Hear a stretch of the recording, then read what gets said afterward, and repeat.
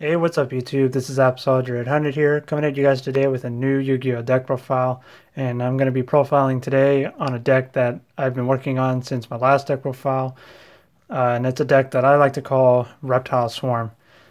Uh, Reptile Swarm essentially is my take on a generic-based swarm deck where it's basically spam the board with a bunch of monsters, as many times as you can, and then also push for huge amounts of damage, as well as other different combos and or effects that you can utilize along the way. If you guys remember any other spam decks from back in the day, the one I can remember off the top of my head was Six Samurai, because I remember that back in the day that deck liked to spam a lot. And then you've also got like a lot of decks today that like to spam a bunch of monsters such as Cosmo, BA, PK Fire, however you want to call it. Hell, even Monarchs can spam the board with a bunch of tribute summon monsters nowadays. But my take is Reptile Swarm, and that essentially means I'm utilizing reptile type monsters as the swarm factor to pretty much do as I just mentioned, spam the board with a bunch of monsters with a push in for a lot of damage and try and win the game from there. And I've also added a common engine to this deck to help it function and fluctuate out the amount of damage that I have been able to do, and so on and so forth. Up until now, I've been pretty happy with the results on how this deck has performed, how this deck has run throughout the time I've been building this deck, and yeah, I pretty much want to showcase something new to you guys, something new and original on my behalf, especially for the fact on how pretty much how terrible I am at uploading videos on a regular basis. I mean, I procrastinate a lot, essentially. Let's put it as simply as that. But anyways, I'm going to give you guys a whole new deck today. I'm going to showcase to you guys my Reptile Swarm. And let me know down in the comment section what you guys think of the entire deck. Any changes and recommendations are more than welcome.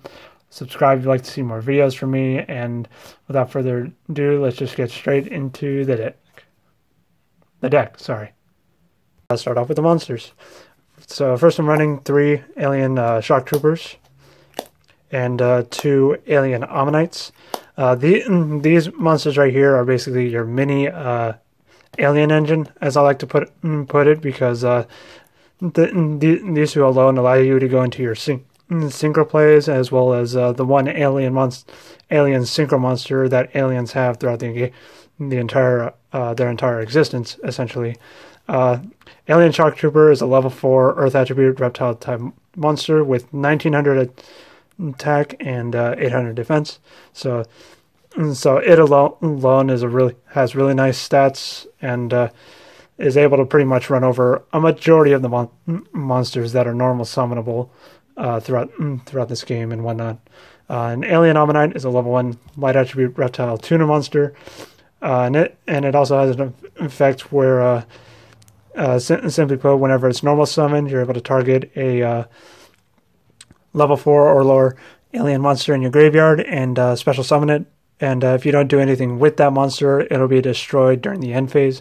But that doesn't really matter, because whenever you normal summon an Ammonite, you'll usually go into a synchro summon after you summon out your Shocktrooper.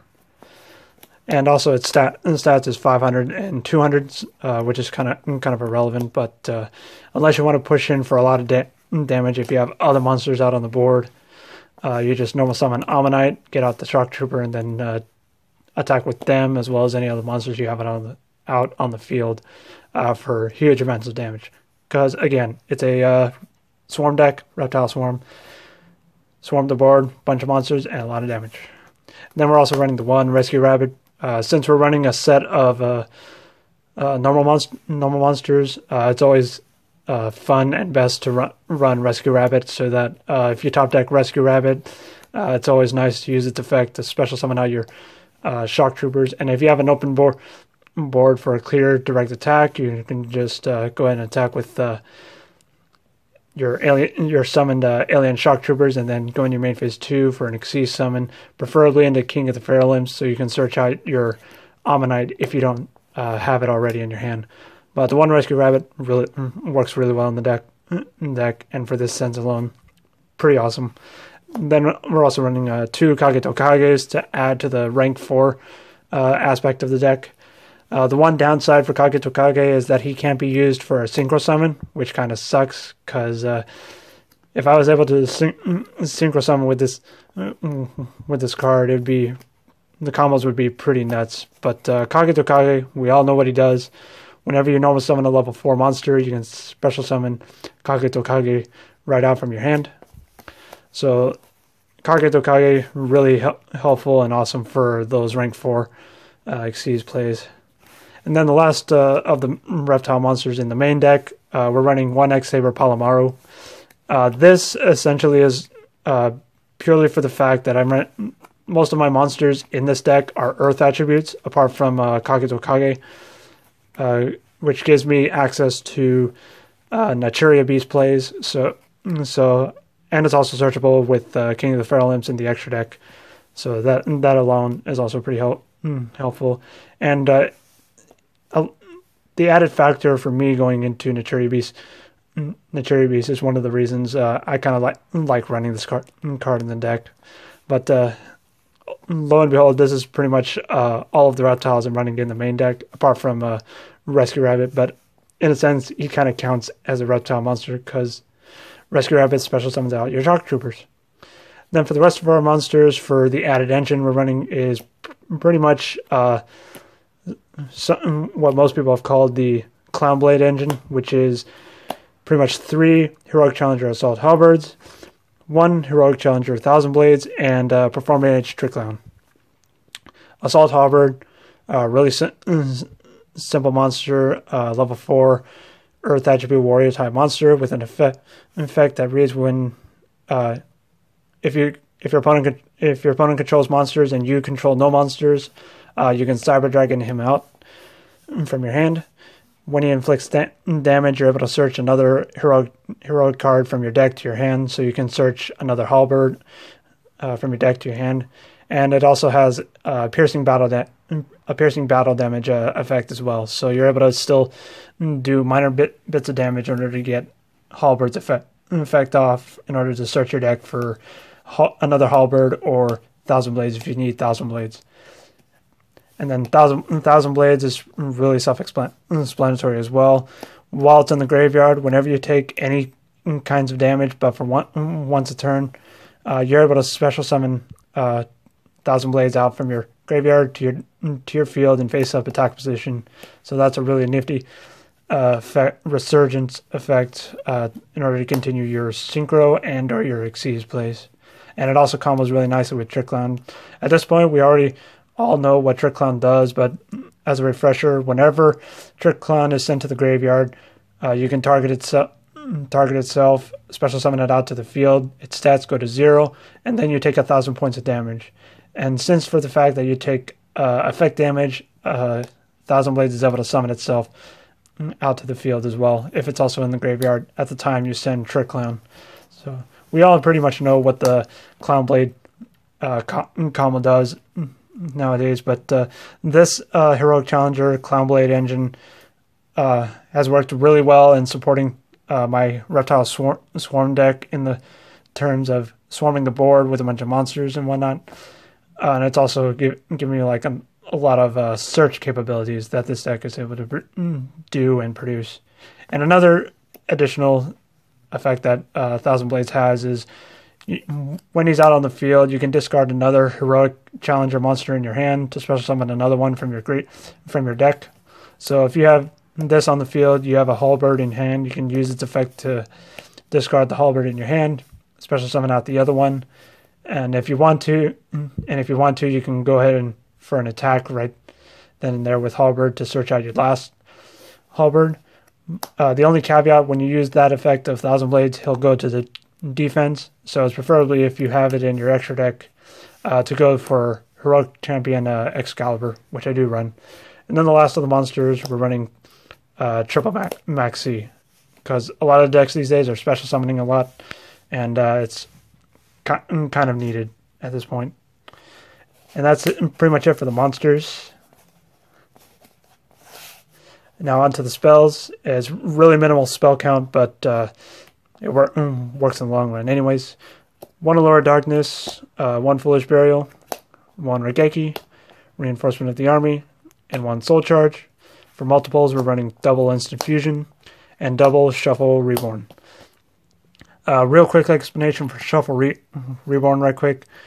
The reason I'm running this card is kind of a Tekken piece of the deck that I'm currently running right now. I'm not sure if it'll stay in for my final build that I'm planning to do, but Shuffle Reborn essentially allows you to, when you have no monsters on your field, you can use this card to special summon a monster from your graveyard. Its effects will be negated, but you're able to still attack with that monster. But at the end phase, it'll be banished. So if you, it doesn't really matter that much, because if you use this, you'll probably use the summon monster for an Xyz and or synchro summon anyways, so that factor doesn't hinder you too much. And Shuffle Reborn's secondary ability is you can banish this card from your graveyard to target 1 card you control, shuffle it back into the deck, and you get to draw 1 card. So essentially, if you get where I'm going with this is kind of my replacement for Upstart Goblins, because I was originally running the 3 Upstart Goblins, but because of the ban list, that kind of hindered the usage of playing Upstarts in the deck now. So I had to try and figure out some replacements. So I've been testing a lot with Shuffle Reborn, and it's actually worked pretty well.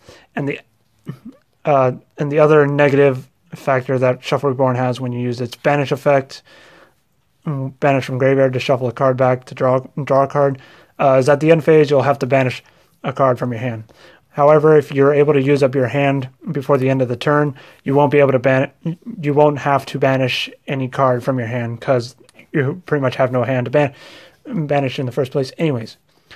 Now, one combo I do like to do with Shuffle Reborn is activate Shuffle Reborn, special summon back an extra deck summon monster such as King of the Feral Imps, enter my battle phase, attack with it, and then go into main phase 2.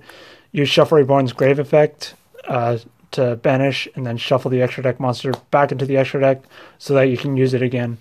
And then you also get a draw off of it. And if you're able to set, and if it's a spell trap that you can set, or monster that you can set, go ahead and do that so you don't have to hinder the negative effect of Shuffle Reborn. Instant Fusion, self-explanatory for those Norden plays. Soul Charge, really self-explanatory. Rhoda, because we're running some warriors in the deck, it helps us get to our heroic engine. Regeki, self-explanatory. Foolish Burial to set up your Clown Blade combo, and also to set up your synchro plays by sending a Shocktrooper. And the 1 Allure of Darkness, some of you might say, yes, we're running, why am I running this card when I only have 2 targets?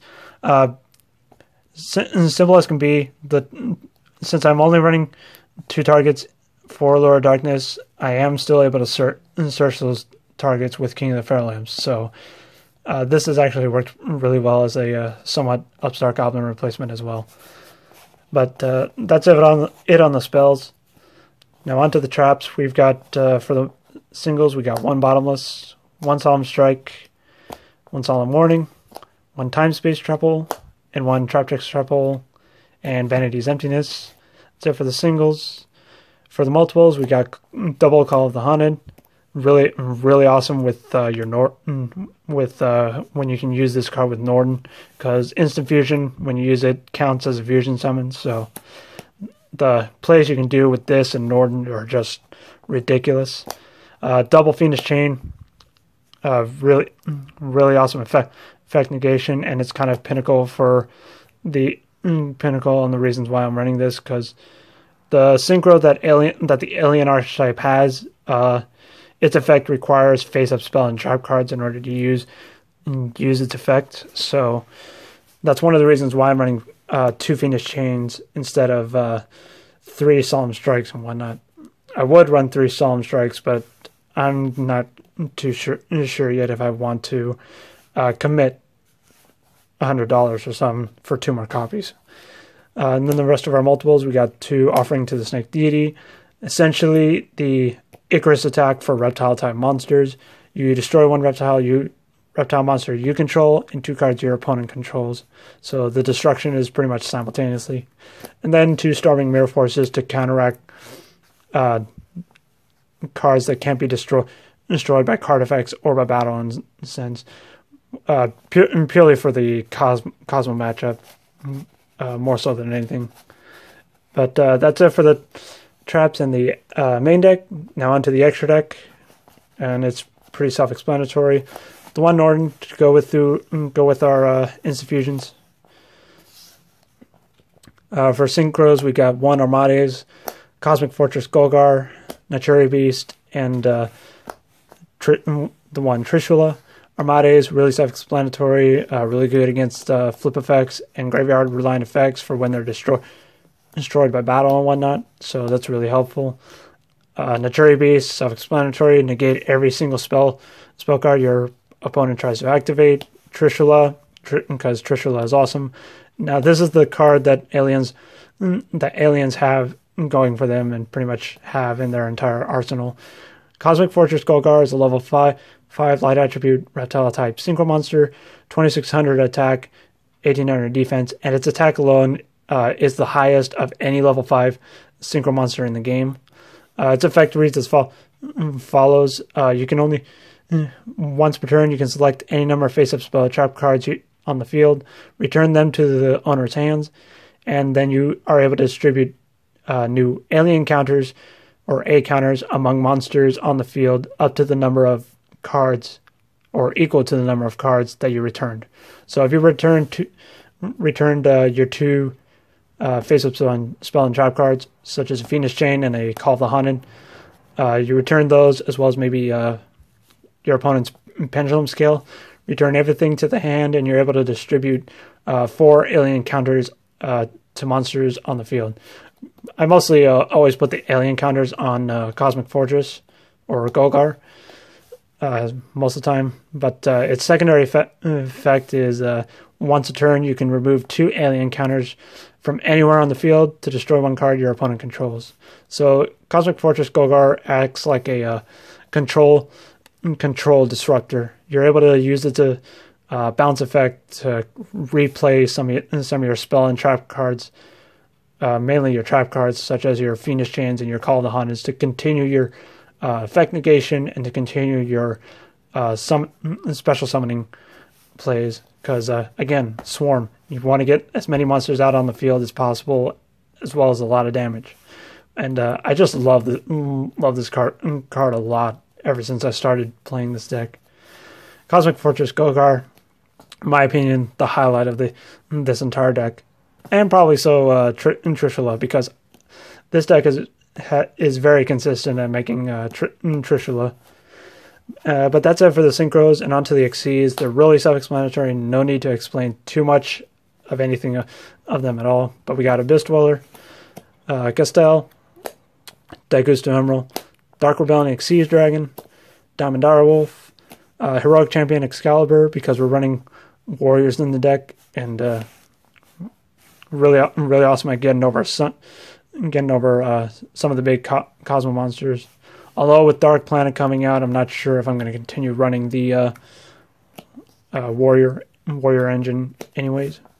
We got King of the Feral Lambs, number 39, Utopia, Traptrix Rafflesia, and then the Utopia the Lightning to go with our Utopia, because these two go in tandem with one another and whatnot.